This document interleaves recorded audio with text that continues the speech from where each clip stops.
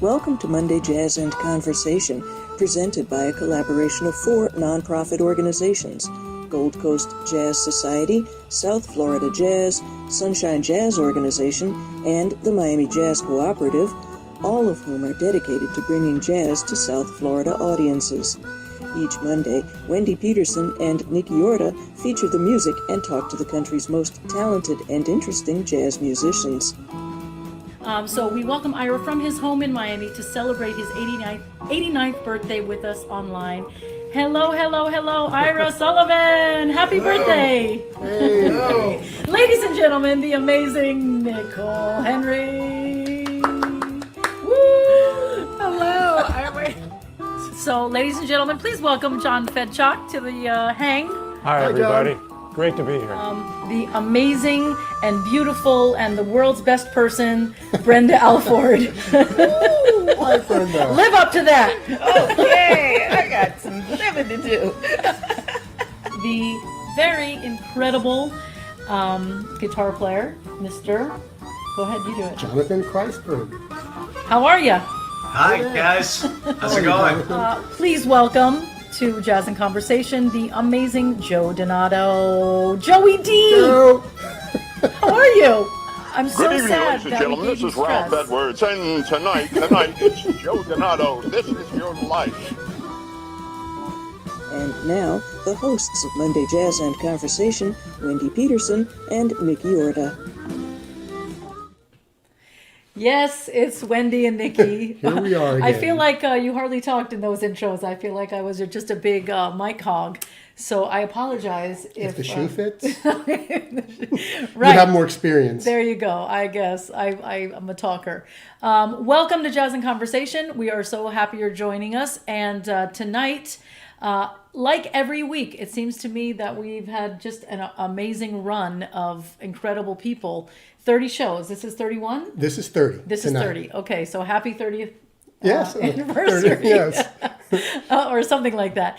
Anyway, this guy actually might give Brenda a run for her money as far as best person on earth. I'm not sure, but we are going to learn all about Chad Bernstein and the amazing things he's doing for the community and the amazing music that he has brought to and taken part of in the Miami community. So please help us welcome Chad Bernstein. How are you? Hi, I'm Chad. doing well. Hey, guys. How are you? Hey, hold on a second. Something's different here. I can't put my finger on it. Yeah, you probably ignore that part of your head. Oh, I'm not holding my horn, you know? that's That's what it is, exactly what yeah. I was talking about. Did you lose a bet? No, I guess I won a bet. Really, it's a long story, but a long story made short. You know, I run Guitars Over Guns, and all of our all the people that we hire to work with our students are incredible local musicians, and they all lost, like all of us, all of our musical work when COVID hit. And so we did a bunch of things to try and kind of patch the boat, so to speak. And one of them was a fundraiser, and we were doing these showcases and showcasing the kind of talent. And people were blown away by the musicians that our students get to work with. And the fundraising goal was enough so that each of our musicians would get about $1,000. Nice. And there's 60 some musicians. And so I really wanted to hit it for their sake and wanted to give a little extra incentive. And so I said, if we hit the goal, I'll shave my head. And lo and behold, we did. And that was, I think that was in March or maybe early April, but It suits you. You have a very nice head. thank you. Who would have known, you know? Yeah. Yeah. So you think you'll keep it? I mean, it was kind of thinning out anyway, so it's probably only a matter of time. It is funny, and good on you for not trying to do the whole like faking it till you like that kind of, combing it forward just a little bit and all I'm that feeling stuff. just a little bit uncomfortable No, with this you- conversation. you know what You it wear it was? well. You wear it You know what well. it was? I saw pictures of myself, like from, other angles than the one that I look at my face. And I said, man, it almost looks like I have a bald spot. And my wife was like, you've had a bald spot for years. And I was like, what? You weren't going to say anything? She's like, I thought you knew. So, I can remember actually. I went to go see him play at a concert, and we were way in the balcony. We had gotten free tickets, and my mom and I were like way in the balcony, and so we saw all the musicians from like that angle, and I was like, okay, like not a one of them. yeah. But like I said, you wear it well. It is what it is. There are Yeah. more important things to worry about, I guess. That's That is the truth. absolute truth. Absolutely. So how are you? So tell me how you guys have been faring during the this whole kind of crazy thing. I mean, I don't think anyone's doing well, but I think, considering the circumstances, I'm really proud of where we are. I mean, as an organization, first and foremost, our thought was immediately for our students. And for those that don't know, what I do, I'm a professional musician, been playing music my entire life. and in Miami since 2002, and have also been running the Guitars Over Guns organization since 2008. And at Guitars Over Guns, we use music as a vehicle. I'm going to take one of these off so I can hear myself normally. We use music as a vehicle to empower youth and create transformational mentoring relationships. So they're all professional musicians that we train to kind of unlock the social emotional capacity of students through music. And it's all kind of pop and hip hop and meeting the kids where they're at in every sense of the word. And we work in all Title I schools and with students in, communities that have been marginalized or divested over, generations. And so working in those communities, knowing that COVID was disproportionately impacting our students was really kind of a heavy weight for all of us in the organization. And when you add on top of that all the racial injustice and all the kind of horrific things that we've seen playing out on our news feeds that are unfortunate kind of illustrations of where things have been for way too long, there was just a huge commitment from everyone in the organization to make sure that we were taking care of each other and taking care of our kids.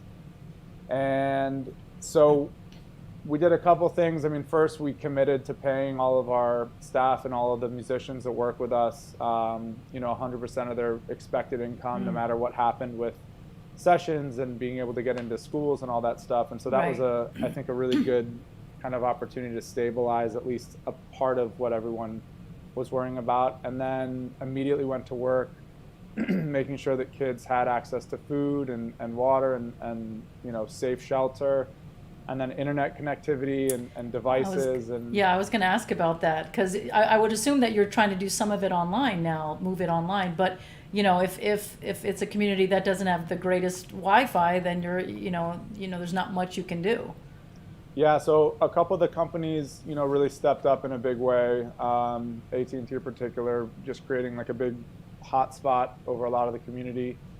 And the school district did a great job sourcing devices. But what we realized in that time is that we were kind of the connective tissue between the resources and the students, and holding that level of trust and relationship with our students and our families. I mean, that's just, we felt a huge, and rightfully so, a huge obligation to them to be a catalyst in connection. And so that, I'm really proud of the way that we handled that, and went after all the PPP stuff and did a bunch of webinars and things so that people could maximize those kind of really confusing roads as musicians and as businesses. And so,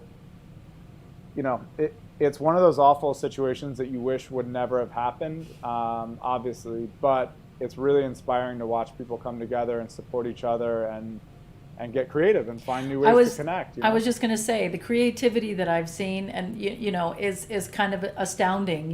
Things that people come up with to get out their emotions or whatever. It's been really fun to watch and pretty amazing. Yeah, I'm excited, and I don't think it's premature for me to say, but I'm producing an album that was inspired by that showcase series I was talking about.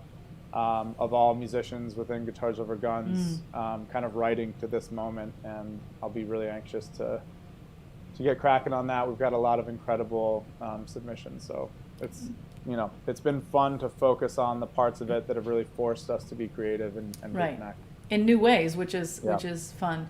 And speaking, I wanted to talk about you and your history, but because we were right here on the Guitar Over Guns thing, I did want to let everybody know that we always have a tip jar on our shows on Monday nights, but tonight's tip jar is going to go to Guitar Over Guns, the organization, and we are matching the first $100 in the tip jar. So I know everybody's in a tight situation and everybody's, counting every penny. But if you have anything to spare, this is the most incredible organization, and it really is worth, I don't know. I was gonna say, in our community, the more we can help, give a hand up, especially to our youth, the better we all end up being. I mean, this is not, we could say, be lofty and say it's but it's for all of us. It's not just for the kids or whatever, even though it's for the kids, but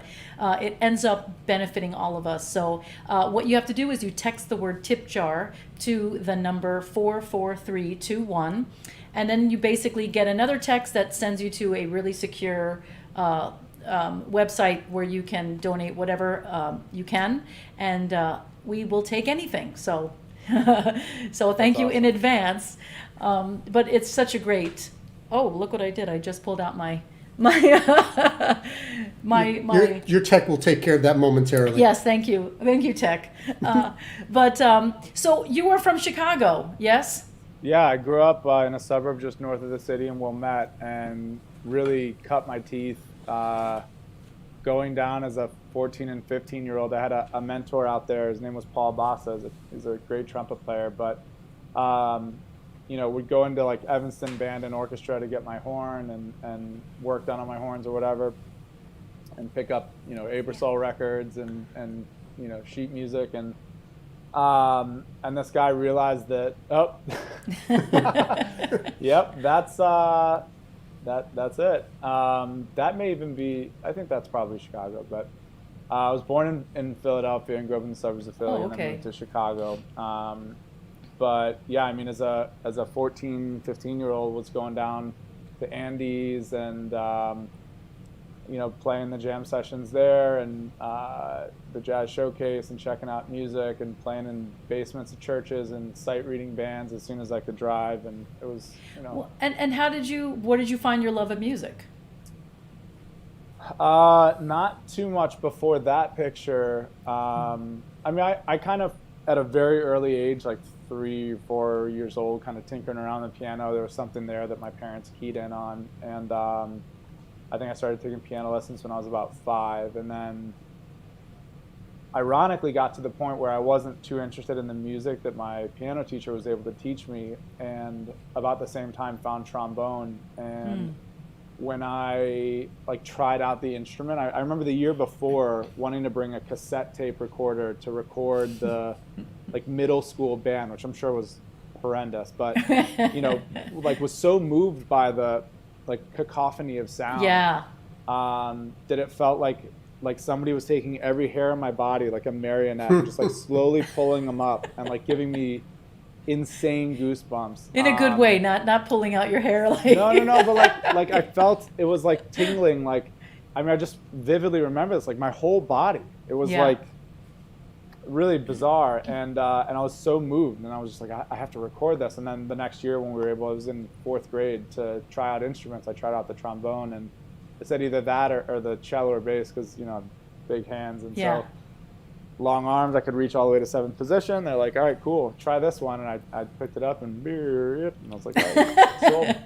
Fell in love.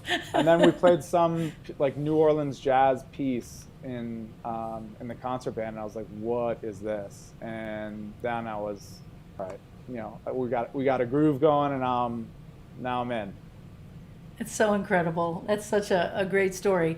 And jazz, that was just kind of from there, the New Orleans thing. And yeah, it was groove, and it was the ability to just do your own thing. I didn't really know it as improvising at the time, but the ability to kind of create, and I played by ear. My kind of brain didn't catch up to my ear until, I don't know that it has, but until it was much later, and I started to understand what I was hearing, and really making that connection, and saying, all right, well, now I want to know, I can sing this, but I don't know what it is, or I can hear that and I can tell you that's what it is, but how do I describe that to other people? And so that's when music theory kind of played into what I was doing. But from a kid, I will give credit to my first piano teacher that used to bring a page of stickers, and it would be different animals, and he'd say, all right, you play what one of these animals sounds like, and I'll try and guess what it is, and then I'll do the same. And so there were these cool little things that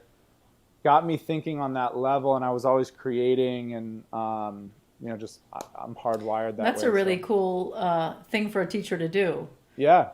Because, I think that's where so many teachers that are teaching young kids go wrong. You know, like if it's just right out of the book and trying to just do this very kind of Right, cut and real dry, yeah. you know, kind of thing, it really doesn't feel like music until, you know, you're able to just kind of, you know, be creative. Right. So that was really smart. I like that. Trick is to find a way to connect, right, to the, Yeah. the student. And that's kind of like the, you know, I think once you get to the college level and you've decided like, all right, I'm going to do music in a way that's really intentional, hopefully at that point, you know, it's a little bit different, but I think, you know, one of the problems with creating like this educational one-size-fits-all system, and this is true of all education in my mind, is that you really lose the ability to engage on an individual level, Right. in these larger group things. And like, not everybody's going to connect to the same kind of music. I was super uninterested in classical music, and that was really the only option, so I did it because I had to. But Right. I think one of the things that we found, especially with Guitars Over Guns, and I remember this in my own experience, is like, if somebody can teach you to play the song that you want to learn how to play, then you're like, all right, give me more. Like, Yeah. I want to be in. Now I'm going to sit down and actually like shed this for a long time because I'm interested in it. Because you And like it's it. not, and it's not the like the technique is allowing you to do what you want to do, not allowing you to do something that you don't really relate to the thing that you ultimately want to do. And so I'm a huge fan of, you know, kind of student voice, student led learning. That's great. So your first band was called Call Me Joey. Want to Yes. explain that? I don't know if I can actually explain the It title. just was. Yeah, and not because it was inappropriate, although I wouldn't have put it past us at that age, but I just don't remember. In the back right, the bass player, he was kind of like the cool kid, Well, and I was the bass this, player. obviously. But I was like, really, this was my pathway to my identity as a kid, and like dignity and understanding what that felt like, and that was through music, and that was such a powerful thing because I was athletic, so I loved sports and had the same relationship with sports where it's like I wanted to get to the end product and not work on the technique thing, and the same was with music. But with this band, we just got together and we created, and I recently found the recordings that one of the band members' dads had and converted to CD, and it's What'd you think?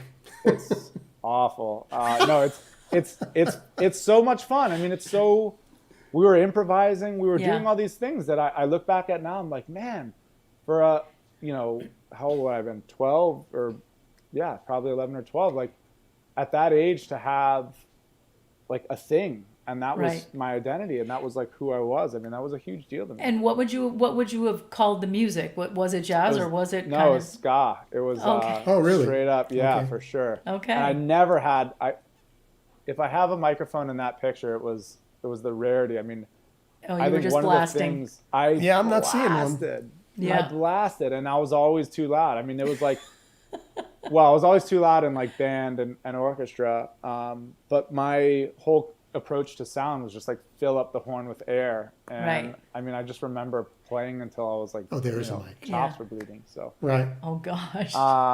but that was the energy. I mean, that's just kind of how I approached music, and I don't know, it was honest, I guess. Yeah. And what do we got here? This is probably High a couple school. years later in high school. That's probably freshman or sophomore year as well. So yeah, that was at New Trier. New Trier is a public school in Winnetka, and I lived in a suburb over in Wilmette, and just a really exceptional program, really built by Jim Warwick, who is, in my mind, one of the greatest jazz educators ever. Certainly my mentor, and somebody that I credit to this day with providing me with as much mentorship and kind of leadership and coaching. I think that's actually my sophomore year, because I had a crazy experience. Freshman year, I kind of came in, I had a year up on everybody, and I was also like connected to music, as a little kid. So I was playing ahead of the game, or ahead of the curve, and felt like I was ready for the top band after that freshman year where all freshmen go to the freshman ensemble. And the end of the year is like, look, man, you've been phoning it in and not really respecting and like bringing up the people in your section. Like, yeah, your first share and you sound great, and musically you could probably hang in the top band, but like I can't put you there because your attitude, Wow. you don't get it yet. And it crushed me. I mean, it really crushed me.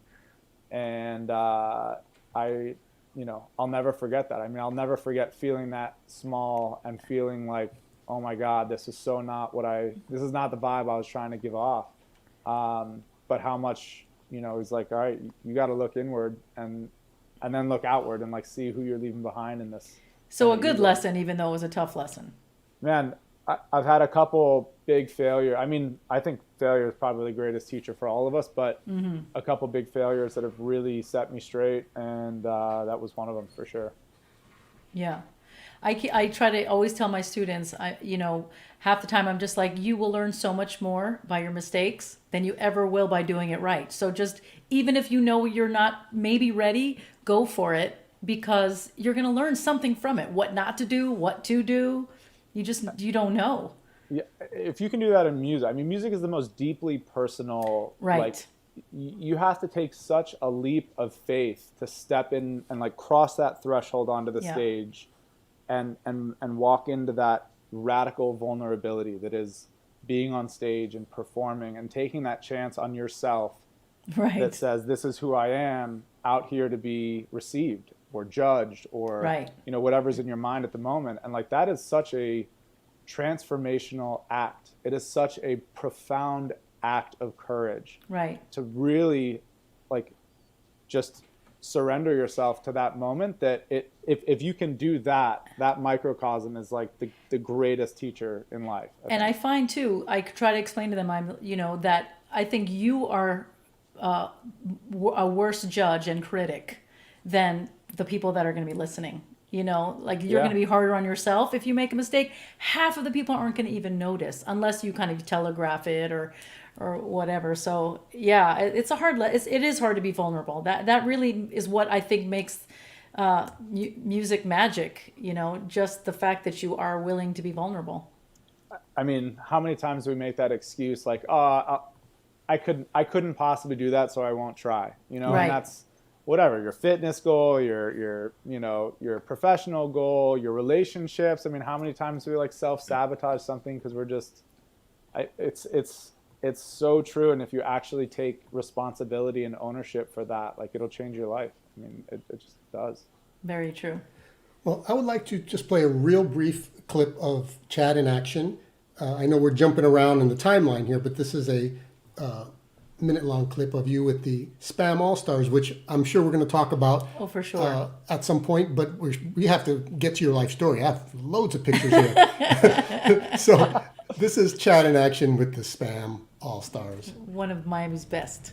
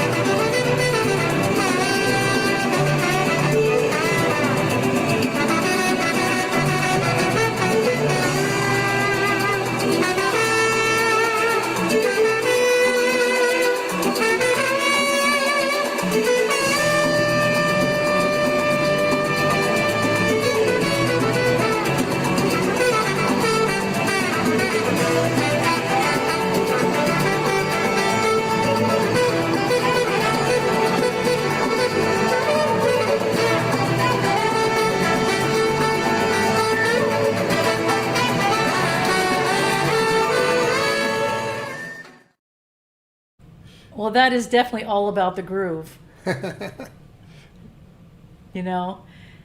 How did you end up with Spam?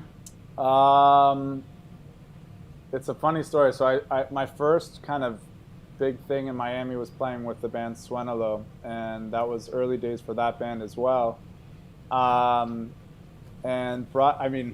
a pretty perfect example of that, play too loud ska band mentality approach. Not too loud though. You know what I'm saying? For that, fully committed. Yeah. And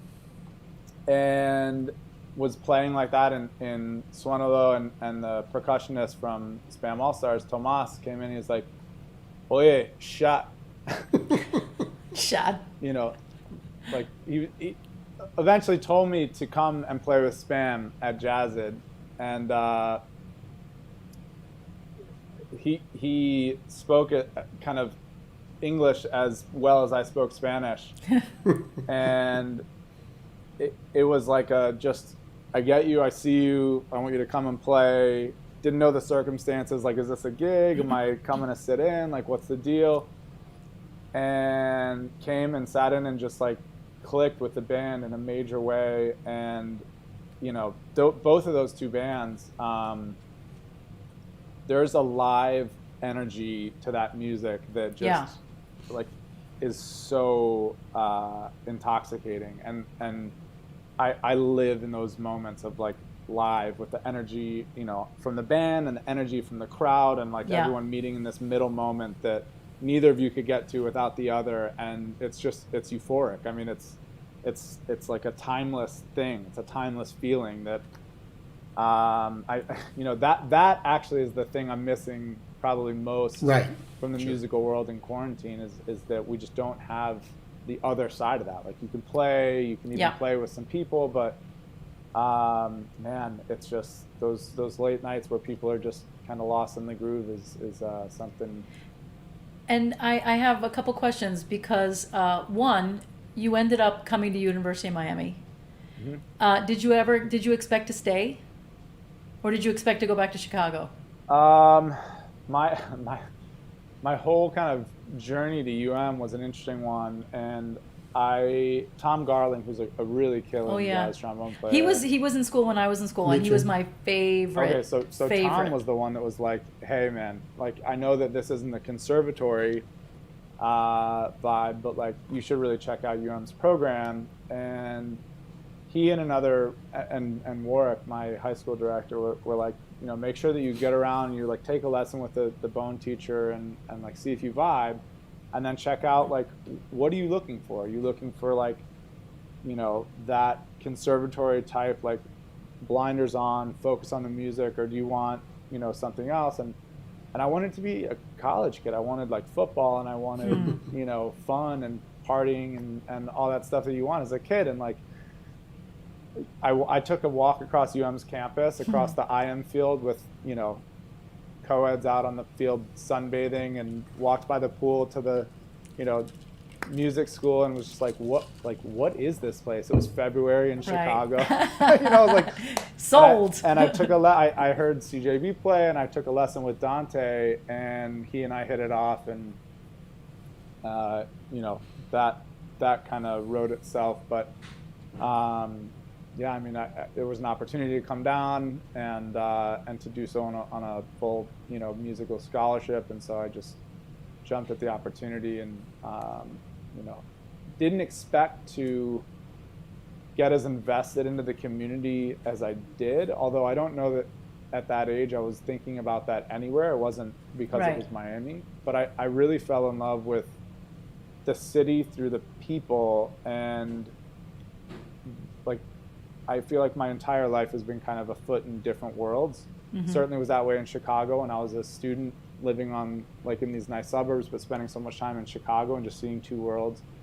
And then the same with UM and the rest of Miami, and like feeling like there's just so much more, and like having all these influences of people and music and culture from all around me, and just being like thirsty to learn more about all that stuff.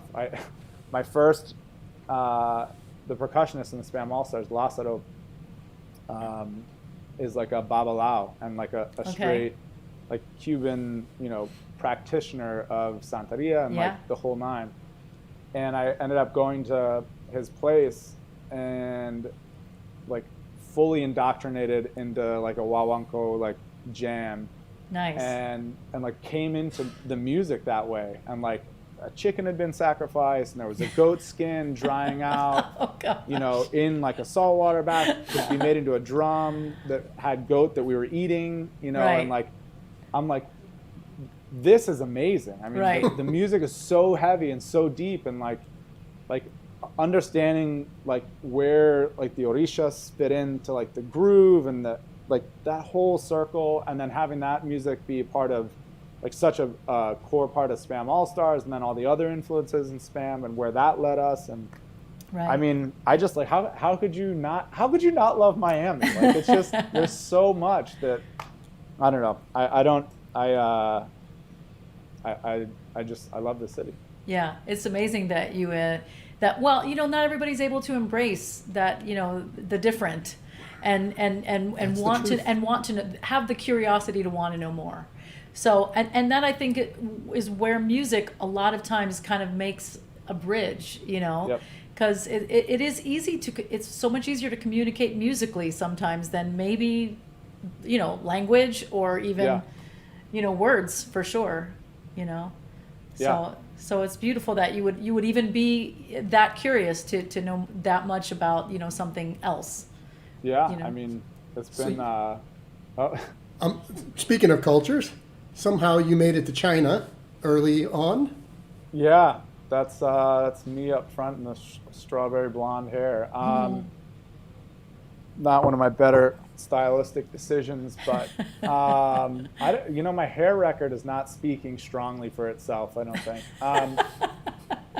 But yeah, that's actually the year after. So Warwick ultimately let me into the top jazz band when he saw that I really like when his words really struck home with me, and he saw me make some really massive changes and be all about kind of the team. And so that was, I guess, my second year or the summer, and I mean, it was an incredible experience. The jazz band and the top orchestra, chamber orchestra, went over there and did a tour. And how long?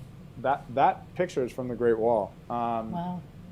It was 2 weeks, and it was total culture shock. And we went to like a bunch of rural places in China, and I remember like these massive fans that were blowing air from like these big ice blocks as like the air conditioning for the stage. And it was just a total, we traveled everywhere by train, and those moments, especially because I was one of the younger guys or younger musicians, and being with like all these older incredible musicians, and in this kind of honored to be a part of this band. And it was just amazing, and that was one of many experiences in my life where music has been kind of the connector between me and the someone on the other side of that music that doesn't necessarily speak the same language. So we're talking about Swen a little bit. Long before that, here's a picture of your first paid gig. Yes, that's the Ron Smolin Orchestra, and that was my 16th birthday. Oh wow. Oh. Man, I like Lorena's or something like that was the restaurant. It was this Italian restaurant. You can see how many people were there. But my parents were there, and my best friend at the time, Brandon, was there, and I think my girlfriend at the time was there, and it was just like, it was so cool. I mean, to get paid to do the thing that you love to do is something that is easy to take for granted when you become an adult. Well, absolutely.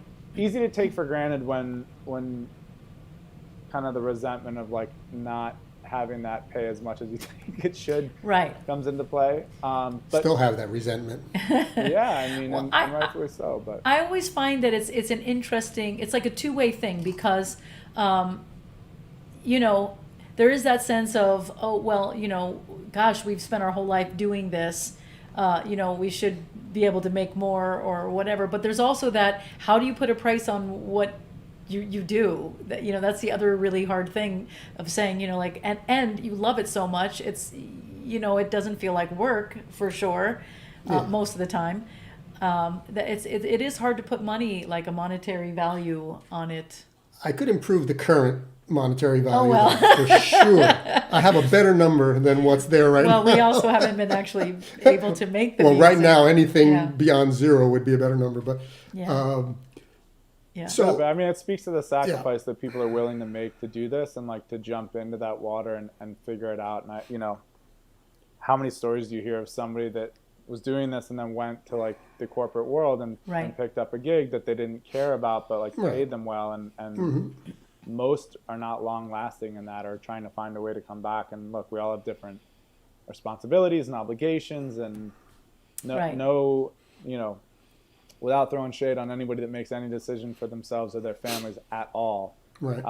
It's tough. And I think, you know, finding that sweet spot and understanding that that's what makes musicians like such different people, and like the willingness to make that sacrifice for something that's more important is a really beautiful thing. Here's a tough question from Rick Katz.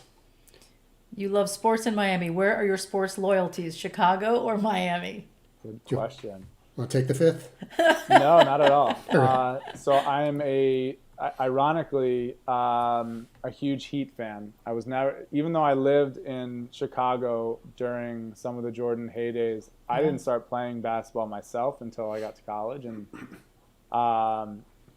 had a roommate that had either season tickets or his neighbor had season tickets. He had access to tickets, awesome tickets, a lot. And so we started going to a lot of Heat games together, and he was obsessed and like got me obsessed. Shout out to Mike.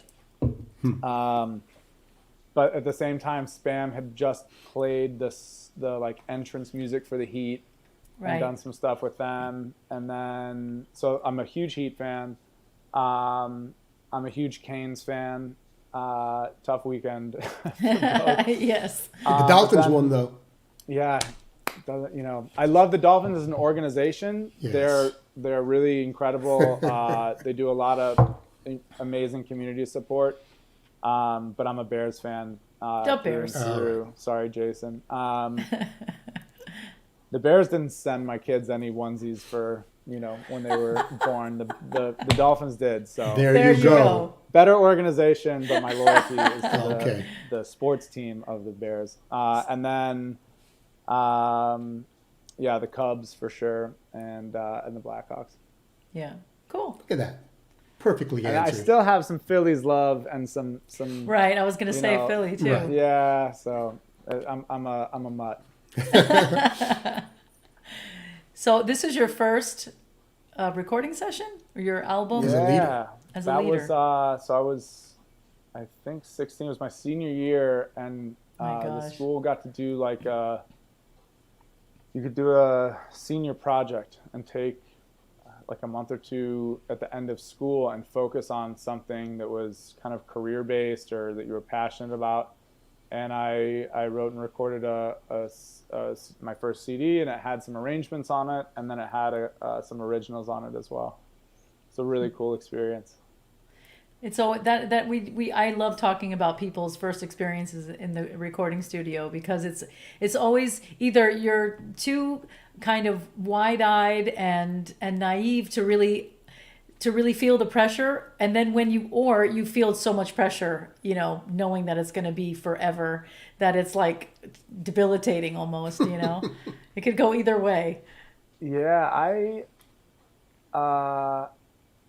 I think it's taken a lot of my kind of adult life to unlearn a lot of the things that I learned like in school, and not that school did that to me or like whatever, but just the environment and the competitive nature of like, and the kind of like watchful eye of like, are you making a wrong note, or like, you know, all the things that like the technical side of learning how to express yourself rely on in a sense. Like you want to be able to like create the letters of the alphabet or know how to do them so that you can formulate words and ultimately express yourself. And so like learning that alphabet and that language, like somebody needs to teach that to you. And that's done in a, I don't know, kind of a rough way.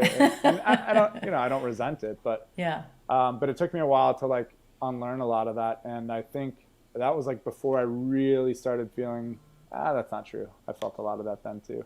Yeah, a lot of ego and a lot of shame and a lot of pressure from that stuff, and a lifetime of unlearning it. You know, I guess there is that sense of, I always rebelled, and probably still do to this day, and about the whole theory thing. Like and maybe it's also because singing to me is so from inside. It's just so like personal, and I never want to think about what I'm singing. Like I don't want to know that it's the ninth or the root or whatever. I just want to be able to sing what I hear. Right. And so there is such a hard I guess period where you have to think about it so much before it becomes innate and instinctual. And Yeah. I just never wanted to take that much time to like just to have to think about it. And so I've always, that was always my weakest part, because I just wanted to feel. I didn't want to think ever when I'm making music. So it's kind of I'm one of those I know it's a cop out, but it is that that mean, sense. It is and it isn't. Like I think that first of all, I think that I think that people get into trouble if it's like you're basing your musical opinion based on how much of that somebody knows. Like at the end of the day, when you step onto a stage, right, you either connect with people or you don't, and nobody's asking what level of education you have. Right. And so I think what was really humbling for me is like my favorite songwriters, especially locally, like they're not university musicians or anything like that, and some of them have never taken a legit lesson in their life, or like maybe had some lessons but never took a music class or played in an ensemble outside of the band that they had. I mean, though, like in Swenelo in particular, I mean that band had guitar players that were the funkiest, grooviest guys that never there's a picture of Swenelo. So on that stage, without calling anyone out, you have a master's, a doctorate, 2 individuals that never took a music class in their life, and somebody that had a high school music level education, and it all worked. And like, right. So let's say that the ninth of a chord sounds a certain way. Like you can't just tell somebody that doesn't know that, and if you're going to look down on them for, like, what good does that do you in a group? And so being able to communicate is, like, theory is one way to do that, but I think it's more of an internal way of understanding and assessing and like identifying your thing. And if you have to communicate that to other people, then great. But you might be the person in the middle that's communicating a songwriter, to a band, and you're producing a record or engineering a session, and like that's where that's going to really come in handy. So I don't know, be prepared for as many things as possible is kind of my motto. That's true. Hey, how about getting creative on us and playing a little something? Yeah. So we'll see. Do you remember what everything does in that room? No, all the don't. Gadgets? No, I definitely don't. And I've got like a little loop station, and I'll just for the sake of like that's what's going on down there. I'm glad you dressed up for us, Chad. I haven't worn pants since March, so I'm not even going to ask what you're wearing under. Here, we'll do it the other way. Exactly. There. Yeah. All right. Shoes and pants for who? Exactly. Yeah. That's right. I was advocating for arts organizations to receive PPP funding from the county in like a suit and tie with a bathing suit on the bottom. But hey, it worked. So What do they know? I'll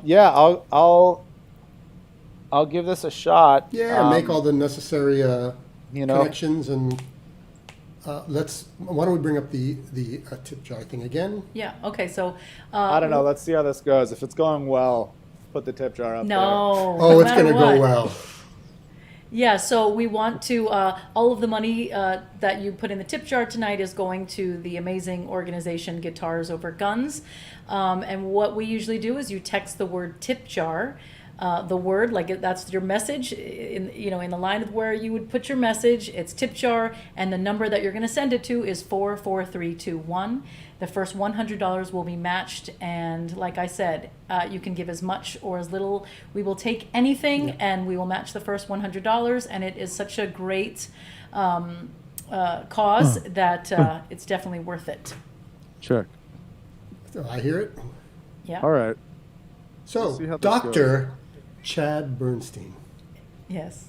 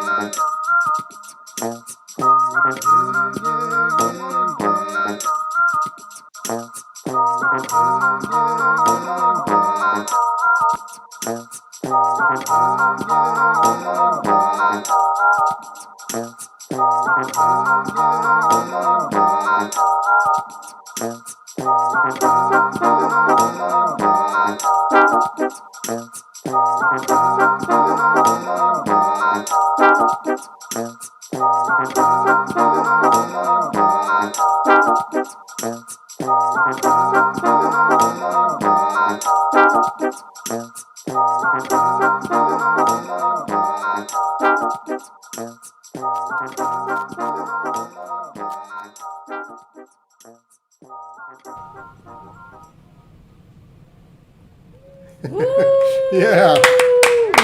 Very funky. Creative stuff right there. I know. Very fun. Oh, the headphones. We can't hear you. We almost got it. He's just going to switch over his sound and we'll be with you. Yeah, I don't know how to like once I've done something how to undo it. So it is what it is. Yeah. So fun though. That's such an amazing. I can imagine. I don't know if you've played with played with the looper with the kids and guitars over guns, but what a fun way of like really feeling like you've created something amazing. It's fun. I had one of these and played around with it. It was actually Mark Small's, and then I ended up giving it back to him. I think we traded this for a juicer or something. And then once quarantine hit, he's like, all right, I got to get my loop station back. So I ended up getting one that was different, but has certainly provided a lot of entertainment and like got me just playing a little bit again. Yeah. You sound great, man. Oh, thanks. So man. fun. Yeah. Yep. I want to talk a little bit more about Guitars Over Guns. So how did you come up with the idea, first of all, that you wanted to put together an organization like this? It was actually with the band Swenelo.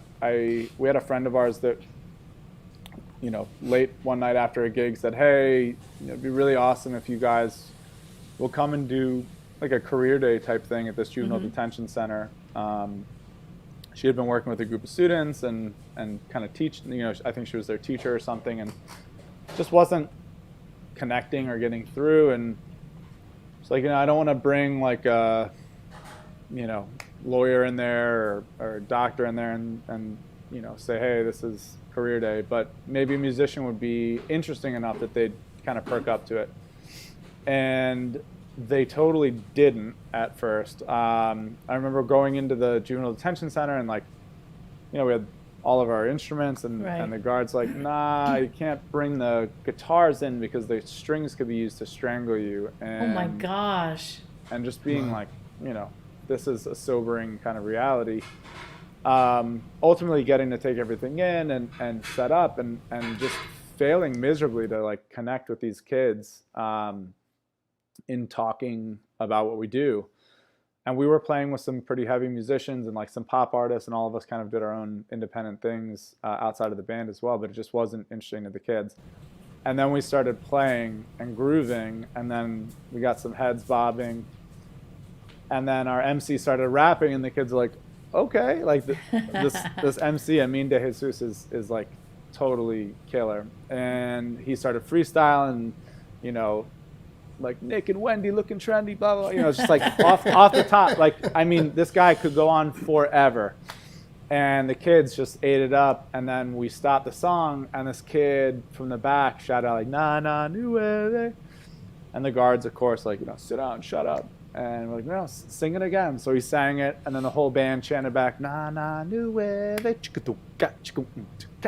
and the whole thing started grooving. And these kids were like, what's going on? And the band started coming in, everyone kind of found their part, and, like, it was a heavy groove. And then started freestyling again, and the kids just lost it. And then a couple of them got up and started, a cipher, and started freestyling with him. And then it was just like all bets were off. And the whole, that energy that we talked about earlier, like, no one was thinking about anything that was going on outside of those four walls and what they were going back to afterwards, and, like, any of the stuff that life is. And I mean, if that's not, like, a testament to the power of music, and, like, music for right now in this moment, like, I don't know what is, but that was it. It was like, all right, if we can lift people out of this in this way, and these kids that society is saying, nah, they can't be reached, they have to be here because we can't get through, or we don't have the resources to deal with this. And so we're going to put them in jail before they're 18 years old, like, without addressing any of the things that would have created the circumstances within which they're making decisions that land them there. It's always treating the symptoms, not the disease. It's, it's, that's a whole nother hour and a half long conversation.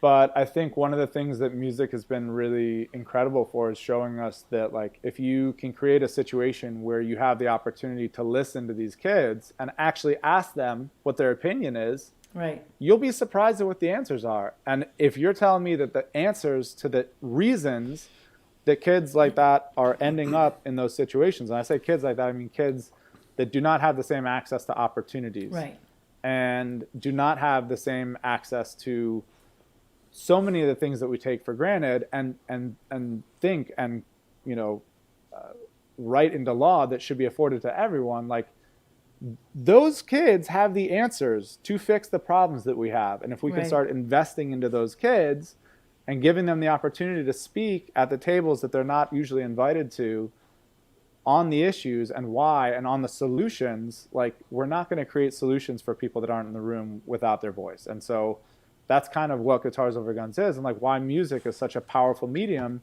is now we have kids that are putting that into music, expressing themselves, getting that out there, talking to their mentors. And then we can show people, like, hey, this is what these kids have to say. And all of a sudden it's like, oh, I'll listen to that because I'm not being attacked, or I don't feel like I'm on the chopping block. And all of a sudden it's like, through our entire history of music, what music has been is the opportunity to get somebody to listen to something that they won't listen to you say. And so, whether it's, Nina Simone recalling, like, our responsibility as musicians is to be reflective of the time, or, Maya Angelou saying, like, now is when artists need to go to work. That's it. Just feels unfortunately relevant that all that music is as resonates now as deeply as it ever did. And did you ever expect it to get so big that, you would be a CNN hero? I mean, that was such a cool thing. I can remember when that happened.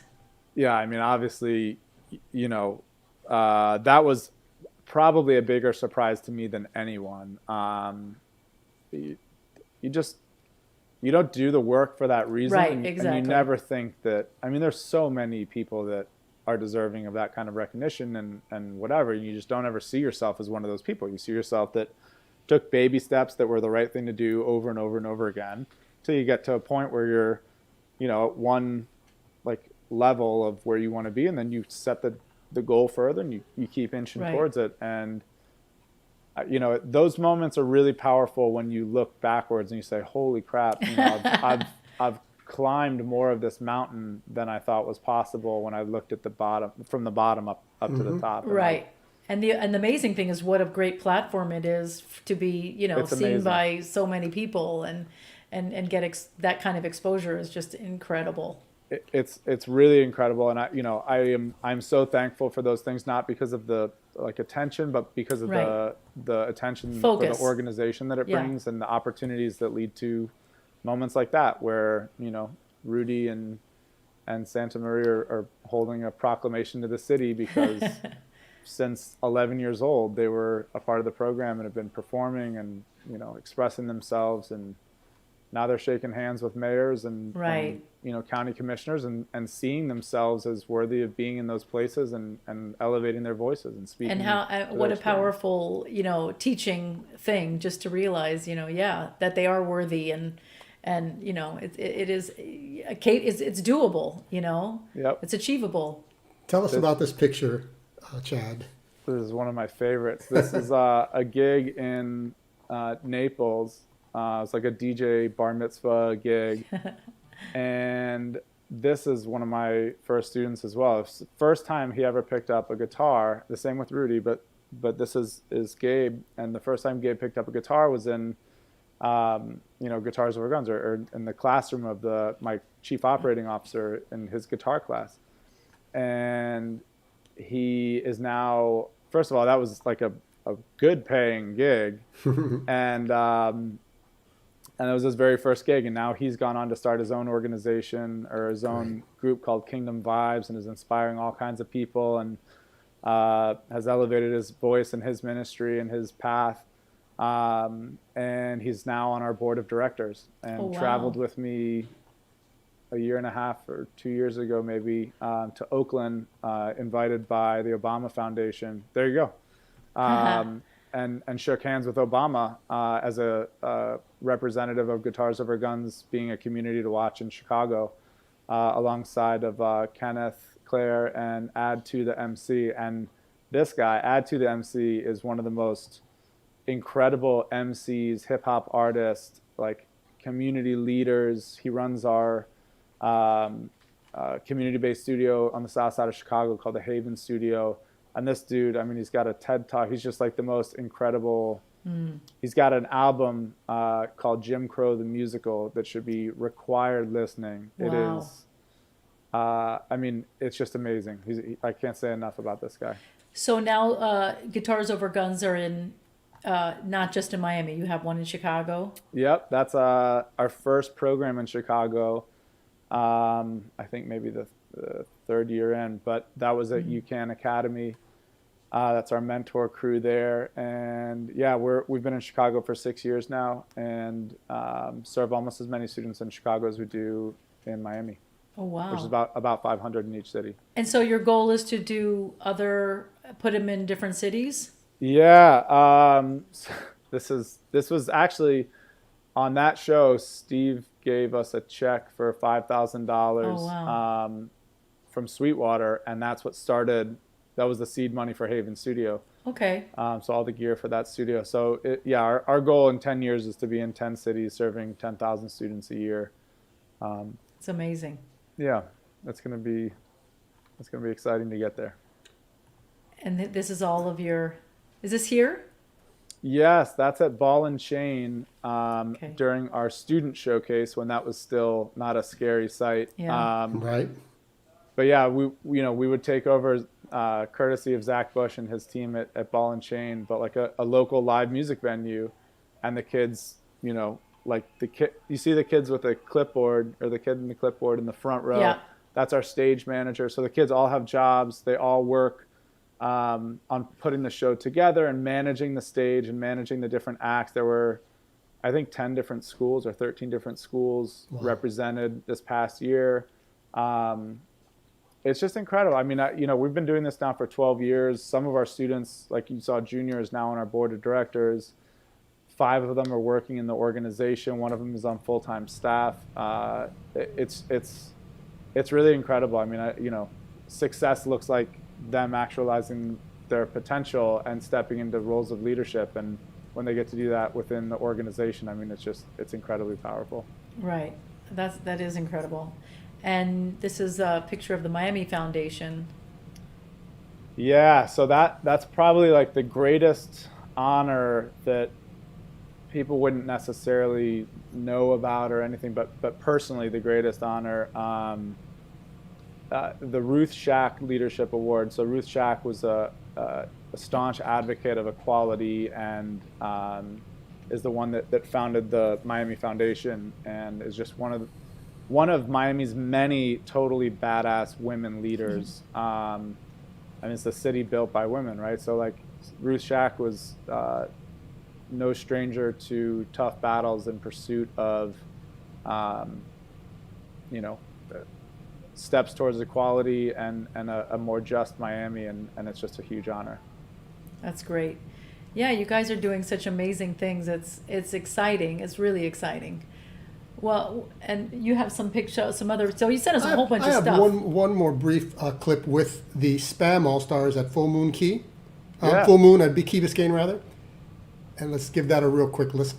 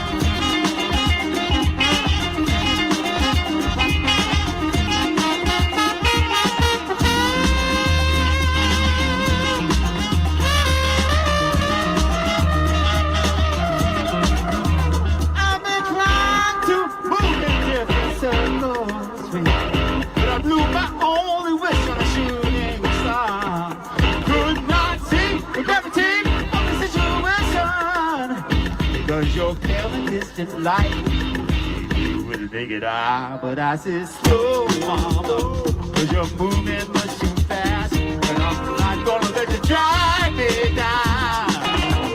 I gotta go, mama, moving off to my own direction, pushing out of this orbit tonight.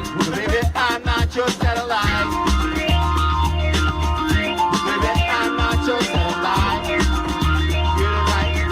Baby, I'm not your satellite. Falling back to earth.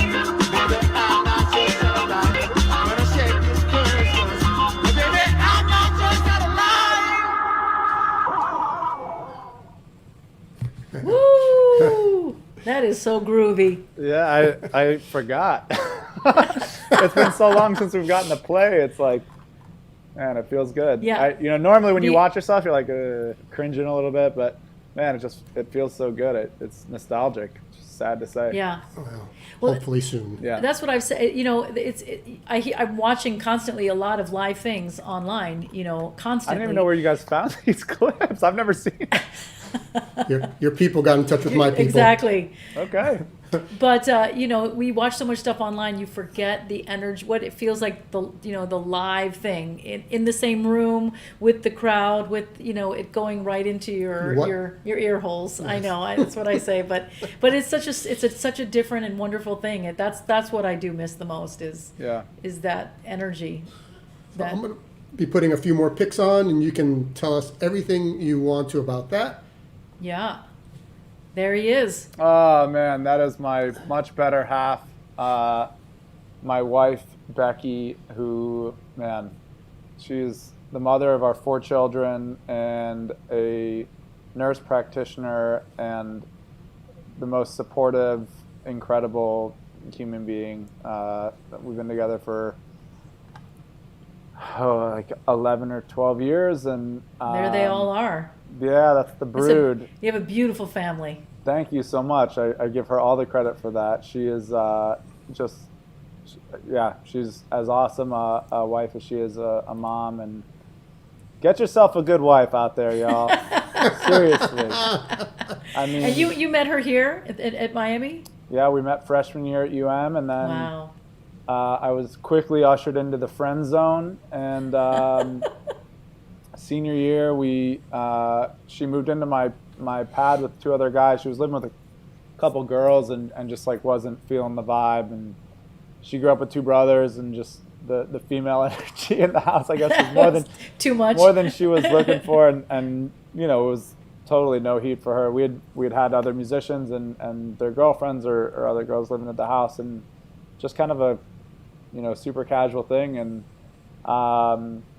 became inseparably like best friends, and we just spent a ton of time together. I don't know if I've ever laughed that hard with anyone other than maybe my brother in my That's entire a good life. sign. And we still got jokes 4 kids later. There you go. You need jokes when you've got the 4 kids, I'm sure. That's my oldest, Jackson. Oh my gosh. That was at Carnival Entertainment I think it's in Doral or something, but we partner with Carnival, and they when they unload the equipment from their cruise ships and they redo the ships with like new gear, Guitars Over Guns is the beneficiary of the old gear, and it's nice. Really incredible, and I can't say enough about the good folks at Carnival. Very cool. But that was definitely the first time I've ever played with my son on my shoulders. And that was actually, he brought the P-bone. I didn't even have my horn. He brought the P-bone because he wanted to be one of the musicians that day, and he knew that like he calls them his older brothers, but like my Guitars Over Guns kids have been with me longer than my kids have been alive, and they they're at our house for Thanksgiving and Christmas and like the holidays, and so Jack's always grew up with them, and they all call me Pops, and so like it's just Jax and his older sibling on stage to my right. Although I'm sure the circus act was what drew the picture, but right. It's amazing, so fun. Oh look, well, this is one of my favorites. This guy is my favorite. I gotta say. I mean, Ruben Blades. Yeah. Like those records with Willie Colon and with Barry Rogers and all the Fania stuff. I mean, that's so where. Good. That's where my concept, like I got deep into all of that music when, like Afro-Cuban music for sure, as like Afro roots Cuban music as one thing, and then Fania and salsa and like all of that music, like 2 different major influences that I don't think it's fair to lump together. But I mean, his records, just, you don't talk about energy and like. Yeah. Oh, I'm a super musical guy. My favorite, like if I could be a fly on the wall anywhere for anything, it would have been on that airplane ride to the Rumble in the Jungle with James Brown Band and Fania, like, man, like that would be heaven for me, because those are my like big influences, you know. Yeah. Did you get as immersed when you were in high school doing this, having a ska band? Did you really study that kind of music like you ended up doing with the Latin music? So not to the depth, but like I've never been like a student. Well, that's not true. I was gonna say a student of like the records, like getting deep in the records and knowing who produced them and all that. I was always a student of the groove and like trying to track like who was on what record and who else played with who, and like. Okay. But yeah, I've like, for me, when I was in high school, there was like a Latin jazz combo and stuff like that, and I mean, anywhere that trombone was a primary instrument. Right, there you go. So it was Fred Wesley and like funk and the Ohio Players and like, you know, Earth, Wind and Fire and like that, like funk as a genre. Then New Orleans and Latin music were like the things that it's like, oh my God, this doesn't have to be these big football long notes in the bottom of an orchestra, like sitting around for 5 minutes, then ta, then another, you know, then another 3 minutes, and then you play another note, and like so it's fun. Here's another one of our guests we had, and I'm going again, messing around with the chronology, but I'm getting to all these great pictures. Yeah, so that's obviously John Fedchock, and then these two individuals that were administrators in Wes and Phil at the high school that I went to in my senior year. Our jazz band director commissioned John to write a trombone duo piece over rhythm changes for me and him. Or him and me, right? in case my mom's watching. So yeah, I think it's called Wes and Phil. I have to remember, but it's like it's a high school jazz band chart, and it says commission for New Trier, not my name, but that was, you know, we got to debut it together, and John's just such an animal. I mean, we were surprised by him at how funny and you know what a fun hang he was, because we did a show. Thanks to Jen. He kind of says that he did too, come alive though, and she came on too. She just knows how to like bring it out to the people, because if you have a beer with John, you know, outside, like he's a very quiet guy. Yeah. In a large group setting, but like he's hilarious and he's wicked smart. It was so much fun. Yeah. So and he couldn't be a nicer guy, and I mean, it's so amazing everything that he's done. It's like, you know, and humble and just very he was a great guy. So this, you know, that's Pee Wee Ellis in the middle, and AJ Hill, who you heard singing on the other track. Pee Wee is credited with really like the first author of funk music. He wrote Cold Sweat, and you know, I've been talking to him a lot lately. So I ended up getting a call in 2008 from Pee Wee's wife saying, "Hey man, Fred can't do the Still Black, Still Proud African tribute to James Brown gig. We got a run in Australia, and like Pee Wee wants to know if you're up to do it." And it was like Pee Wee, Maceo, and Fred were putting on this tribute to James Brown, and that's the JBs, the JB Horns. Like those three guys are the heartbeat of that.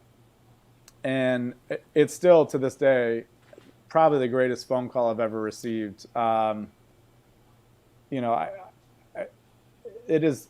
Fred was like my one of my greatest musical influences ever, and certainly James Brown's music. And I mean, to be able to do that, and then to play with these African artists that were interpreting and singing James Brown songs, but then having the band interpret their music, and talk about how their communities and like villages in Africa would gather around these record players and listen to James Brown's music and hear Black is Beautiful and Soul Pride and Soul Power and and you know, Say It Loud, I'm Black and I'm Proud, and have this like intense, you know, mirroring, you know, is the soundtrack of the civil rights movement. So like like hearing this and their influences and their rhythmic influences on this music, and then coming back with this messaging is like such a powerful full circle moment for them to be on stage and to share in that. And like, I'll never forget, you know, we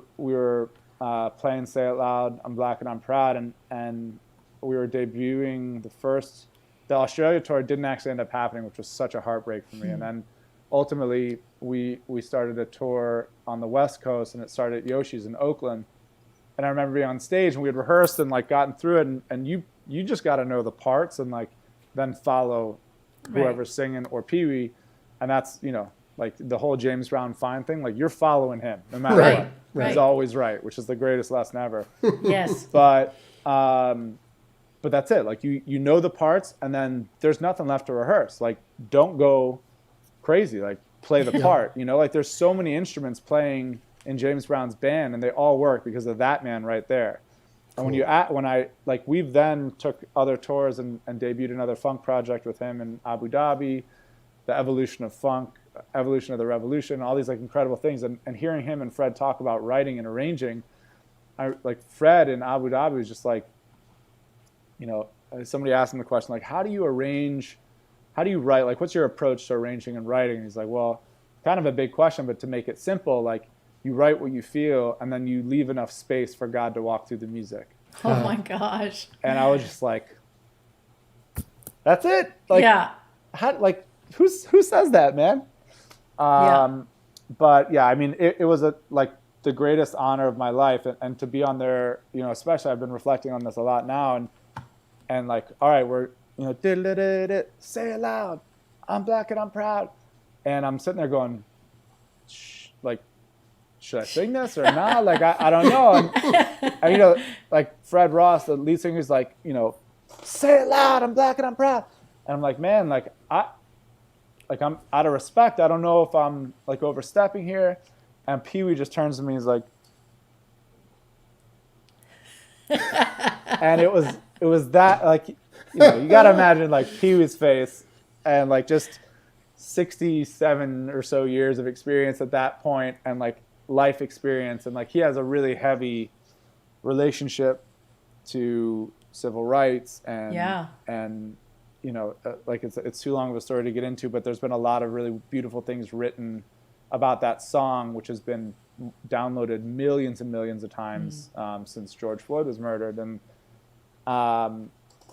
that look of like, get your hand in the air and sing this damn song like you mean it, because you have to. And like, you have to know that, like, you know, say it loud, I'm Black and I'm Proud. Like that needs to be okay to say for everybody. Right. And Absolutely. Like that's the problem. That's why we wrote this song. And like, it was the greatest lesson in allyship. I mean, I hold that dear to my heart. Yeah. Amazing. That's so cool. And here we have.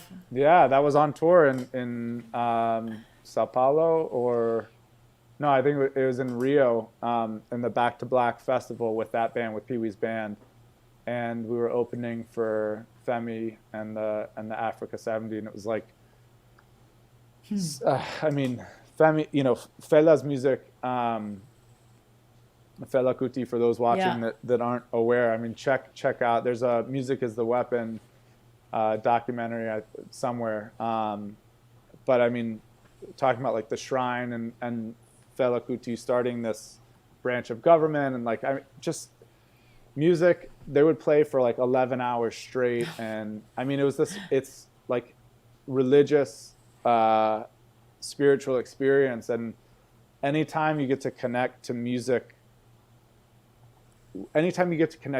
back to like somebody that's honoring where it came from, is such a heavy experience and such a great reminder of like how much we need to serve the music. I mean, it's just, special. Yeah, well, it's definitely bigger than us, and for sure, yeah. Was this last year? That was at NAMM. Oh no, sorry, this is a few years back. A couple years ago. 2016. And I mean, like Steve and I like ran into each other, and he didn't recognize me. Had you No, changed your hair? He's another one of my absolute biggest influences Absolutely. ever. And I mean, all I could do was just tell him as much. But he was actually playing the drums, or I don't know if it was like a scheduled appearance or whatever, but it was super random. And I just told him, like, hey man, like, a million people talking to you every day. I don't need to be another person like talking your ear off, but like your music profoundly changed my life, and it was what I walked down the aisle to. It's like, or what my wife and I walked into our wedding with, and like, it's he and then he just crushed it on the drums, and it was like. He plays drums on a lot of his records. Yeah, I knew that. Yeah. Sure. So yeah, just totally crazy. Wow. Love that guy. So is it a trombone player thing that you play conch shells too? Is it like part of kind the? of. I mean, I saw Steve Teray do it for the first time. Yeah, I mean, if anybody sees me play it and doesn't think of Steve, they should. I mean, that's definitely the grandfather. Well, that's the godfather. The grandfather, I guess, is Rahsaan Roland Kirk. But yeah, I mean, I literally, like, my relationship to the conch shells was seeing Steve Teray do it, and then I was in a gift shop in Key West, and they had these, like, I think they were called conch trumpets, and I picked one up, and it was just like, all right, like, let me see how this even works. Right. And it worked.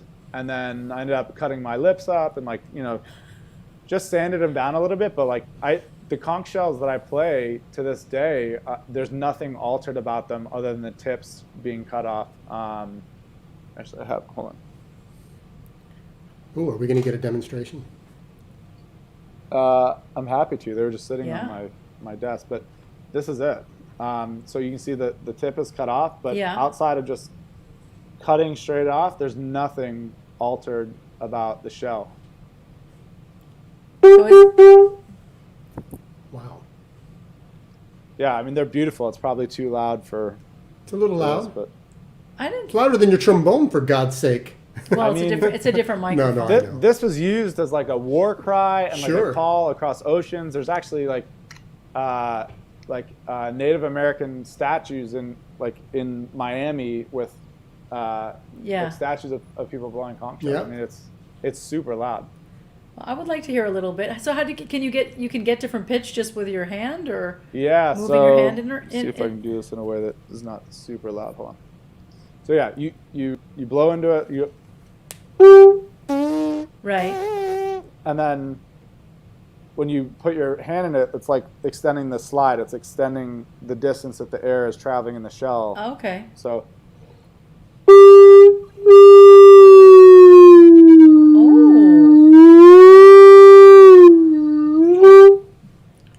Very cool. Yeah. So theoretically, you could play giant steps. No, I can't play giant steps on my horn, let alone on a damn conch shell. But that's very, very cool. Yeah, that's I'm.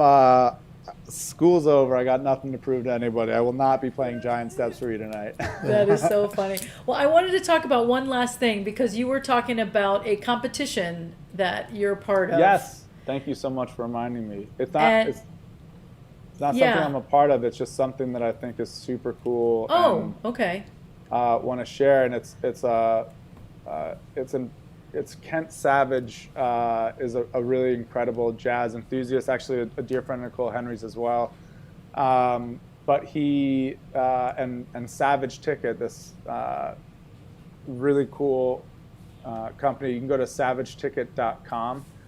But pretty much let me pull up my notes here so I don't butcher this. But it's a video submission, like a 60-second video contest. And Savage Ticket is a company that's kind of positioned to redefine the way music is presented and interpreted and shared and enjoyed. And a lot of what they're working on is super relevant to right now and how people are experiencing music, and on the tech platform side, and like how just the experience of consuming music in today's world. And this was certainly happening prior to COVID, but now they've been even more on top of different ways to do this, and they have some incredible projects coming up. And if for no other reason than for that, you should check out the site. But but Ken has a specific passion in jazz and wants to use this contest to provide community and joy in these very challenging times in this pandemic. And so all you have to do is submit a 60-second video describing how you fell in love with jazz. You don't need to be a performer. You could be a lover of jazz, a fan, a longtime listener, a casual listener, but like why you love jazz in 60 seconds. And first prize is $2,500. Second prize is $1,000, and there's going to be 100 crowd favorites that'll get $100 each. Oh, for, nice. 60 Awesome. seconds of why you love jazz. Yeah, And, that is so cool. I'd be remiss not to note that he is making a $50,000, or Savage Tick is making a $50,000 contribution to the Jazz Foundation of America, their COVID relief emergency fund, and that's courtesy of the Kent and Martha Savage Family Charitable Fund. So the contest is open until October 31st.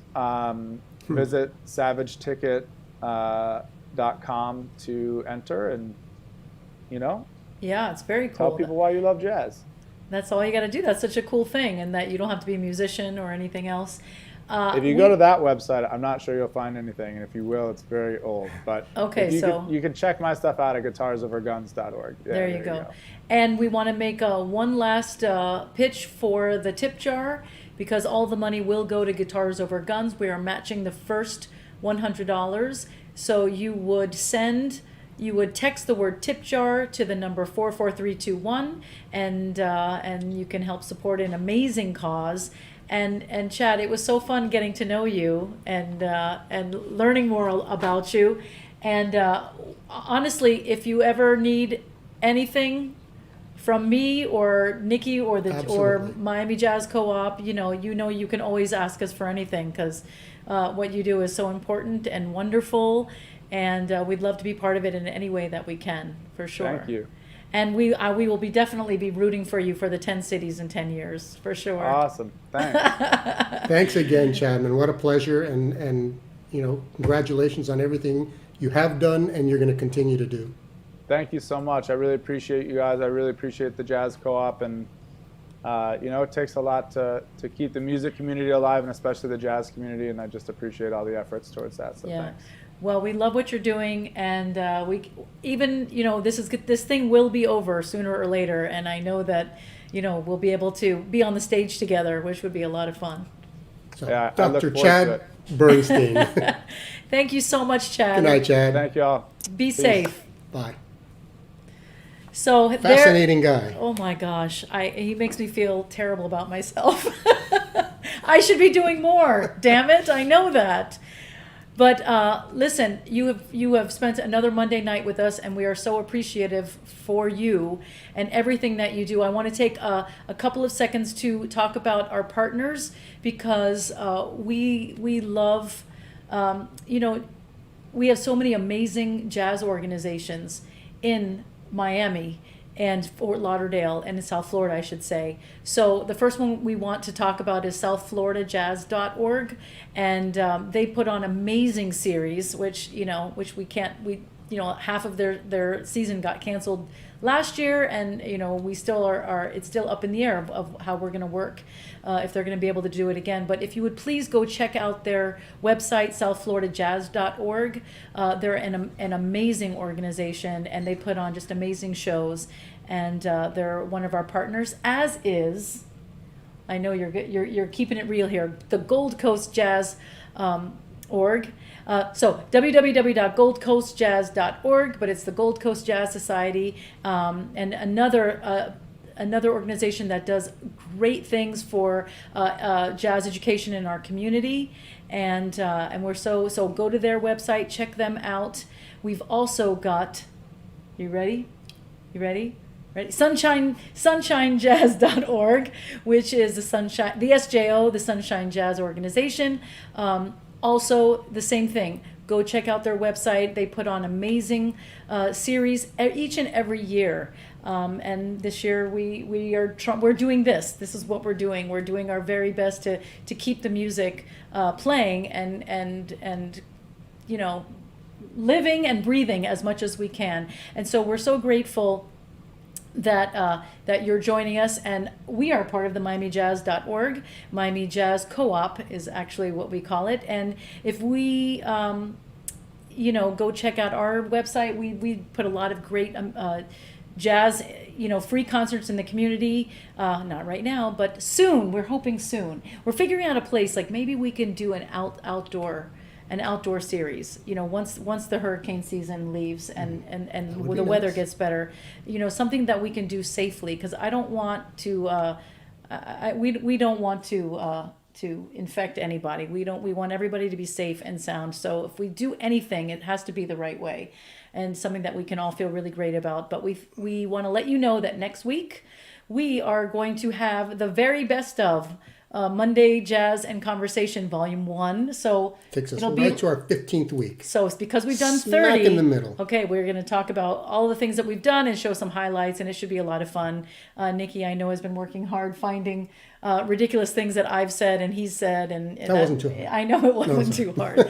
The following week, which Closes out our October. I know, I would just want to say that Yeah. really is terrifying, the fact that in 2 weeks, October's over. It's just crazy.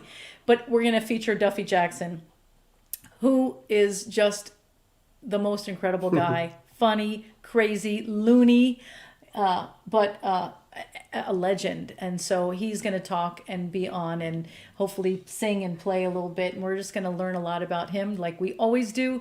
So from the bottom of our hearts, thank you so much. Stay safe. We will see you next week.